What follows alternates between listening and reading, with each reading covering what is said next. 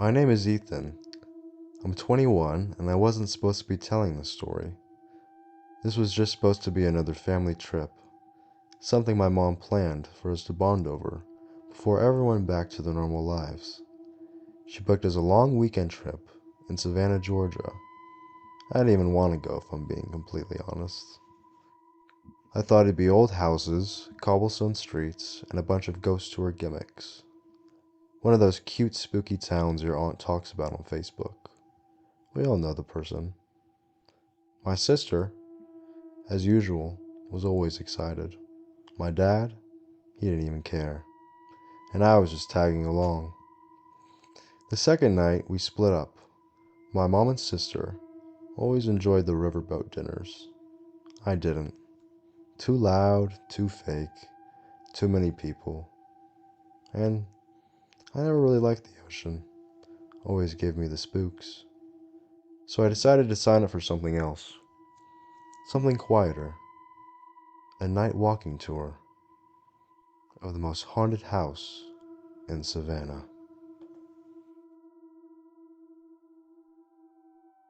The Sorrel-Weed House was bigger than I expected. It loomed over the square like it was watching us. The brick was old, reddish brown. Columns stood there like pillars of a forgotten temple. Spanish moss draped the nearby trees like hanging hair. 8 of us stood at the gates. The guide, she was off though. Not in a creepy way, in a still way, like she wasn't performing, like she was being her true self. "This isn't a ghost tour," she said. "It's a memory. One the house doesn't want erased." She started with the official story. Francis Sorrel, a rich merchant. Matilda, his second wife, young and beautiful. And Molly, the enslaved girl. And then she talks about how Matilda committed suicide. She supposedly jumped from the second floor after finding Francis and Molly together, her husband having an affair. But something wasn't adding up, she said. No burial records, no coronal files, only Francis's account, and a closed casket, and no one was allowed to attend the funeral. She looked directly at me. Ask yourself, why would a man with such power need to lie about his wife?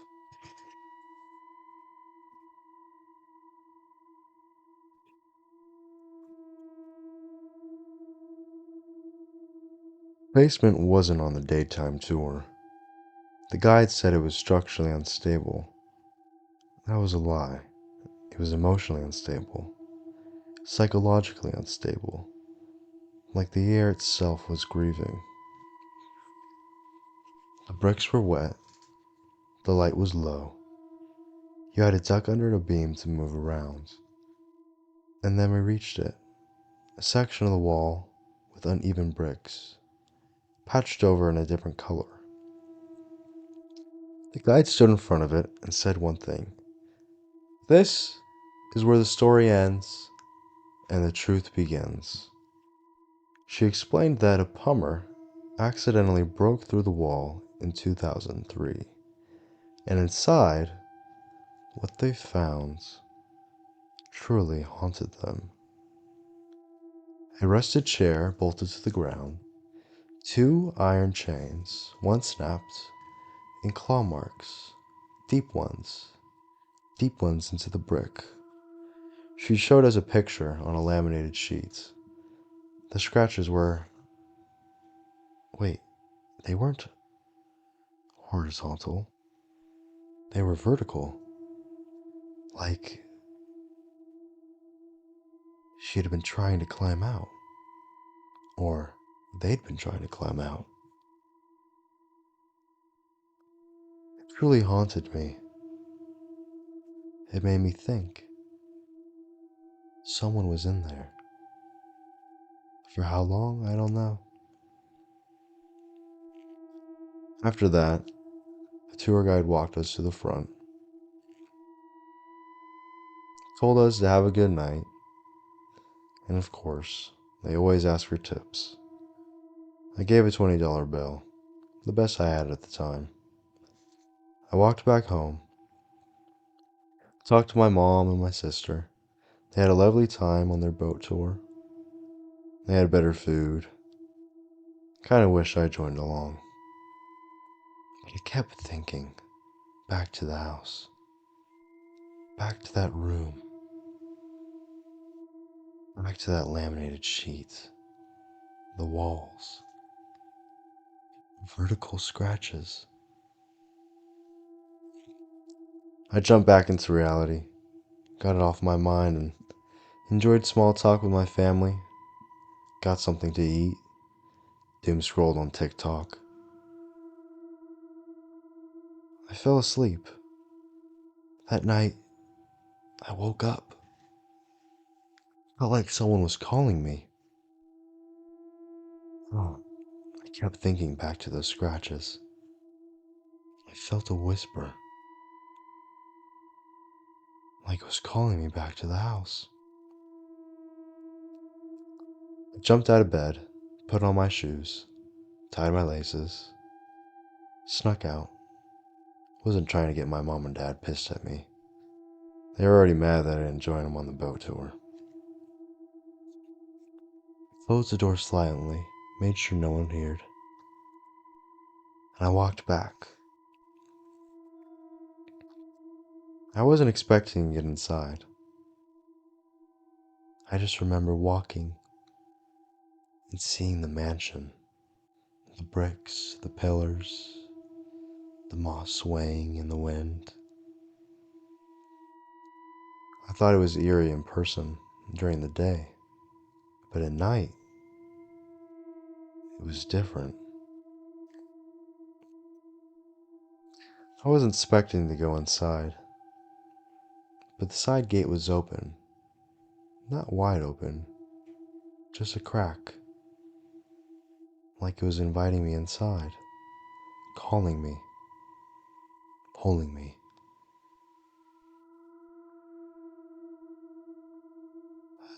The front door was locked, but the garden door wasn't. No alarms, no lights, just the creak of an old hinge, and my heart pounding, pounding, pounding, so loud. I felt like it could be heard 1,000 miles away. I swallowed my heart. I looked around. Dark. So dark that I couldn't see my hand in front of my face. So dark that my flashlight would only go a few feet.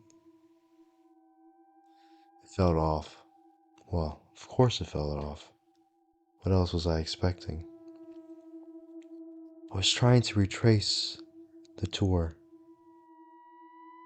back into the time that I walked and where I walked to find those stairs. It didn't take long. The stairs were calling me, calling my name. I felt an energy pulling me to the stairs. The stairs led to the basement. My flashlight, my phone, it died. I looked at my phone and I forgot to charge it. I forgot to charge it. I was panicking. I was panicking. The air felt heavier than before, denser, so quiet, so painfully quiet, so, so painfully quiet. All I could hear was my heart pounding and pounding. I had to crouch under the beam, and then there it was, That new patch of brick. I found it. I found the wall again. And I finally felt whole again. Like it was my missing piece.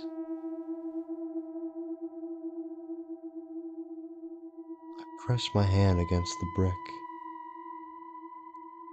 I felt the smooth edges, the rough ones, all the little cracks. My hand, it was shaking. I was so afraid. Afraid. I was feeling a feeling that I've never felt before. The wall was warm. And then I felt tapping. I, I think it was knocking, maybe. I wasn't sure. I took my hand off the wall and I stood there, just looking, waiting, waiting for it to happen again. I've never been so afraid. I found the courage again, put my hand against the wall. This time, it was warm again, but I felt the knocks. I felt the taps. It was like someone was inside. I backed up this time, not sure what to think of it, not sure if my mind was playing tricks on me. Then I heard a voice inside the wall. Please, I'm still here. Tell them I'm here. Please, help me. Help me, Ethan. I paused. My feet were glued to the ground. My head pounding. It was so quiet in that room that those words pierced my ears like a drill in my head. They pierced my mind. Now I was certain my mind wasn't playing tricks on me. I just heard someone begging for help. Begging. This is why they don't want you in the basement, I thought to myself. And again, I could feel my hairs standing on my legs, goosebumps on my arms, the hairs on the back of my head stand. I got the chills, and I heard it again. Tell them, Ethan. Please tell them, the voice said. I felt something slide down my arm. Water? I looked. No. It was a blood drop from the pipes. One little drop of blood. I was standing in the exact spot at the right time, at the right moment, for that single drop of blood to land on my arm. I was paralyzed with fear, not sure what to think of it. I found the courage, and I ran. I ran so fast that I puked everywhere. I found the nearest trash can, and I just emptied everything. I was so afraid, so afraid. Why me? I thought to myself. Why me? Why was I drawn back to that house? Whose voice did I hear? I wasn't sure. but I was going to get to the bottom of this.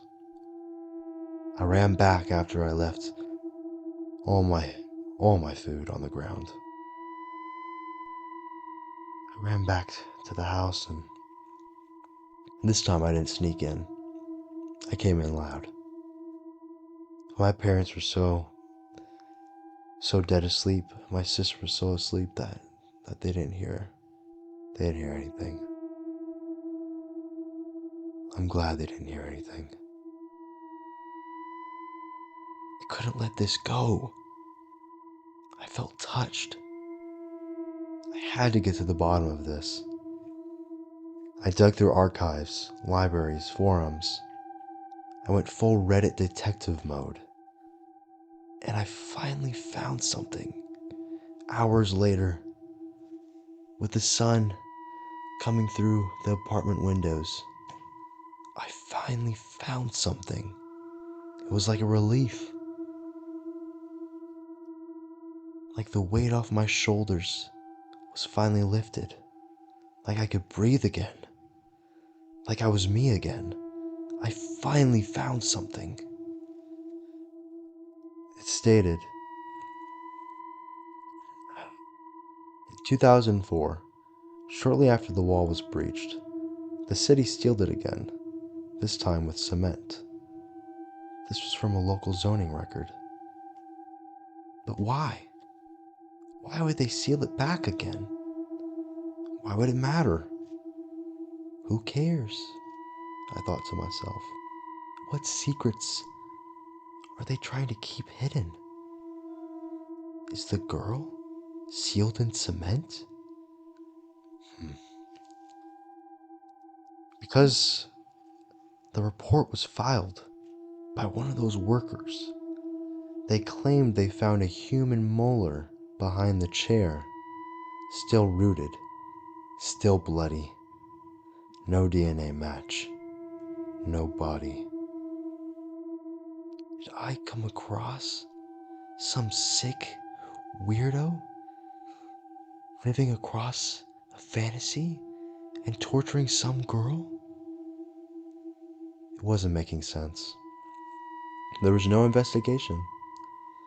Too many donors, too much tourism money. They closed it, buried it again. And here's the worst part. This wasn't Matilda's tooth.